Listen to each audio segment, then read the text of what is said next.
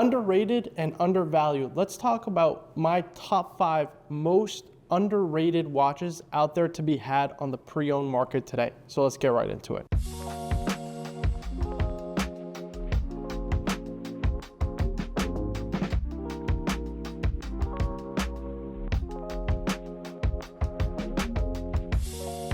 Guys, I just want to take a moment to thank you all for the incredible support. We just hit 7,000 subscribers, which is an incredible milestone for this channel in such a short period. I'm really blown away by all of your support, so thank you so much. And of course, I'd love to take a moment on behalf of the Brigade Jewelry team here to wish you all a happy holidays and a happy and healthy new year in 2025. So guys, thank you so much again for all of your support. So let's talk about underrated watches out there on the secondary market. Now, what do I mean when I say a watch is underrated or undervalued? The way that I would classically define underrated or undervalued is really based on the amount of handwork that is actually done within the watch. Of course, things like brand come into play, but for me, what I really value in a wristwatch specifically is, of course, the dial and the movement. Those are some of the most important factors that really pull me into liking or not liking a watch. And so when I'm talking about undervalued, I'm looking for specific nuances in either the dial, the movement primarily, or in something else like, for example, the case or the bracelet that I just feel help it kind of distinguish itself from other watches out there on the market and make it a super steal for the price that, of course, it's trading at on the secondary market. So my first pick is going to come from the watchmaker's watchmaker, and that is Je Gère le Coultre. Of course, many watch collectors will be familiar with the JLC brand. It is a fan favorite for pretty much any watch collector, super renowned for their incredible watchmaking, having made over 1,400 calibers for the who's who of the watch industry throughout their history of the brand. It's just incredible what they've achieved in such a short period overall. And when I'm talking about JLC, I'm really looking at two specific lines, really namely in the Reverso and the Master Ultra Thin collection. I think you can't go wrong with either. The Reverso, of course, being that iconic rectangular shaped wristwatch that I think most watch collectors are super familiar with. And it's one of those rite of passage watches that I feel almost every watch collector needs to own or at least try on at some point at the very least, just to experience it in the metal. Of course, with the Master Ultra Thin line, there's such a huge variety. There's so many options and variety within that model line that you can't go wrong with anything you choose. And anything that you pick on the secondary market generally is going to trade at a pretty healthy discount from retail. So you're getting, all that incredible brand history and brand know-how from JLC mixed in with, of course, their incredible watches and designs that I think are just some of the absolute best on the market. Now, you can pick a lot of them up under the $10,000 price range. If you're getting up there in complications like, for example, the Master Ultra Thin perpetual calendars, you can now pick those up under $15,000, which I think is just an absolute bargain for the watchmaking you're getting. Again, we're talking about JLC, the watchmaker's watchmaker, who actually certify all their watches with a 1,000 hour stamp, which means that every single watch goes through a rigorous testing phase of 1,000 hours before it ever leaves the JLC factory to be put on a collector's wrist. Now, if I was to pick two in particular that are my absolute favorites from both model lines, when it comes to the Reverso, I'm a big fan of the JLC Ultra Thins, namely the tribute to 1931s, and specifically the reference Q2788570, which just has that ultra thin profile, super wearable, super classic design that kind of harkens back to the original polo wristwatch that, of course, the Reverso was made for. And I'm also a big fan of the Tribute series, namely in the Tribute Moon, the reference Q3958420, which just has an amazing two dials that you can actually switch in and out of course, the dual time complication, and just that classic Reverso design, which I think is so distinct and so beautiful. Now, my second choice of brand specifically should come as no surprise, as it's one of the best values out there from watch collectors and connoisseurs alike, and that is Brigade. Of course, Brigade being one of the most historic and innovative houses in the watch industry, probably the most important watch house of all time,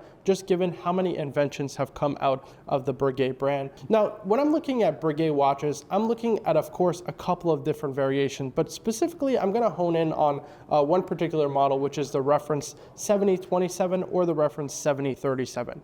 Now the real difference between the two, one having the power reserve indicator and one having the retrograde seconds, I love both of them. Both are kind of distinct. One is manual wind, one is automatic. Of course, they feature two different complications, one with the retrograde seconds and one with the power reserve indicator. I think personally, I like the 7037 a little bit better. I just like that retrograde seconds. It's just a little bit more interesting.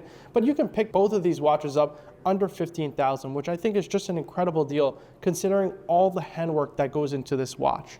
Of course, you're getting a hand finish movement, a hand applied guilloche dial, all the incredible hallmarks of a Brigade watch like the palm hands, the guilloche dial, the parachute shock escapement system, not to mention the proprietary tech like Brigade hairsprings, Brigade balance wheels and overcoils, and all that kind of stuff that goes into a Brigade wristwatch with those elongated lugs and 37 millimeters is just that absolutely perfect size. And at a price point of under $15,000, how can you really go wrong with something that is almost entirely handmade from the Brigade brand?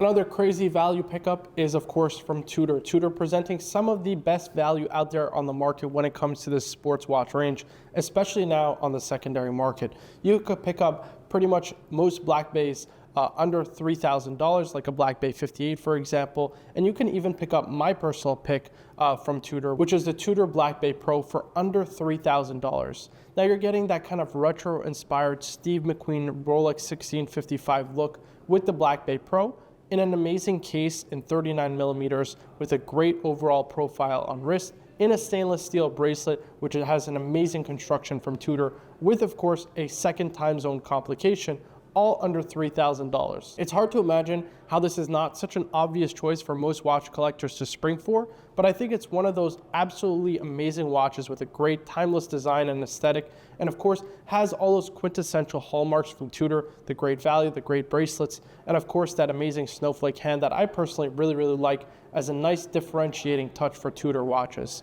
Now my fourth value pick is going to come out of Japan, and it should come as no surprise to watch enthusiasts and watch collectors, and that is Grand Seiko. Of course, Grand Seiko is super well known by enthusiasts for packing some of the best value when it comes to hand finishing of their dial, cases, movements. It just truly is one of the best finished watches at their specific price points, namely under the $10,000 price range.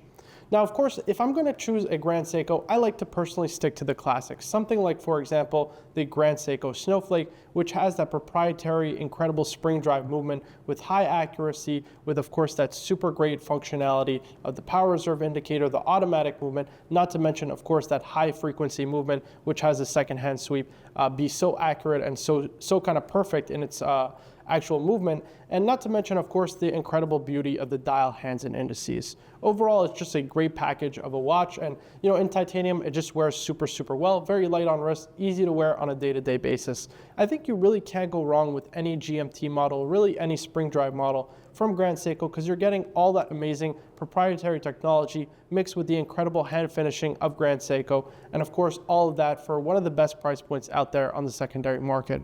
I think Grand Seiko has really distinguished themselves and has created a great niche for them within the actual watch industry, creating some of the most unique contemporary designs out there on the market today, while also having really some of the best bang per buck value when it comes to overall design and finishing. I think you can't go wrong with any model you choose, and having had a lot more kind of hands-on time with Grand Seiko, Brigade's being a Grand Seiko dealers ourselves, it's just amazing what kind of value you're able to get in these timepieces. So it's definitely a brand that I've totally changed my perspective on, especially having handled their watches more close up. And last but certainly not least is going to be a brand and a watch specifically that I actually just recently bought for my personal watch collection, and that is the Guta Original Pano Inverse. Now, why did I choose this timepiece? Well, I was looking for something that had a really distinct design that came at a great overall price point and that ultimately has just some incredible attention to detail. And the Guta Pano Inverse has all of those things. When it comes to overall watch finishing, you get to see everything on the actual dial side. The double swan neck regulator on, of course, the balance bridges, which helps with the actual accuracy of the timepiece. Of course, the balance wheel, which is visually appealing because it kind of gives you the visual effect of a tourbillon without having to pay tourbillon price points. Not to mention, of course, the incredible German striping on the actual bridges themselves and the hand engraved balance cock itself.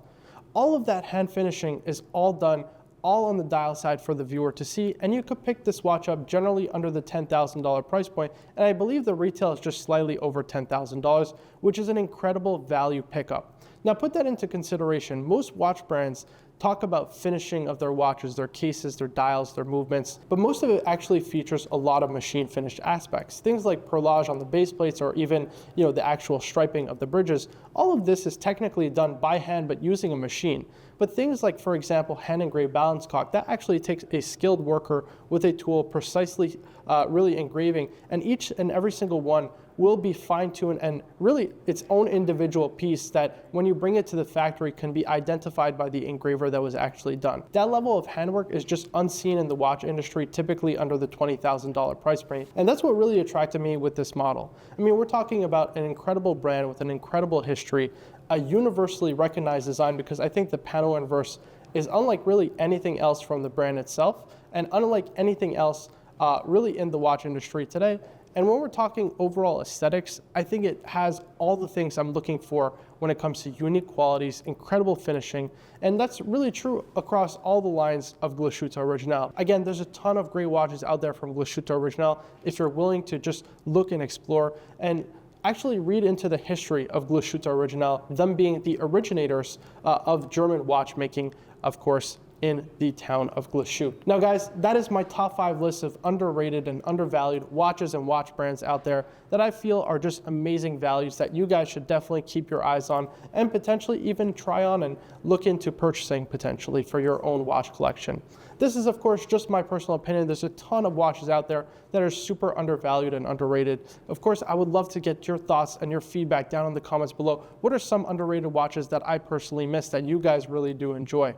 Of course, I'd really appreciate it if you like this video, if you subscribe for more videos like this on the Brigade Jewelry YouTube channel. Of course, my name is Margo for the Brigade Jewelry YouTube channel. It's always a pleasure making these videos. Thank you all so much for your support.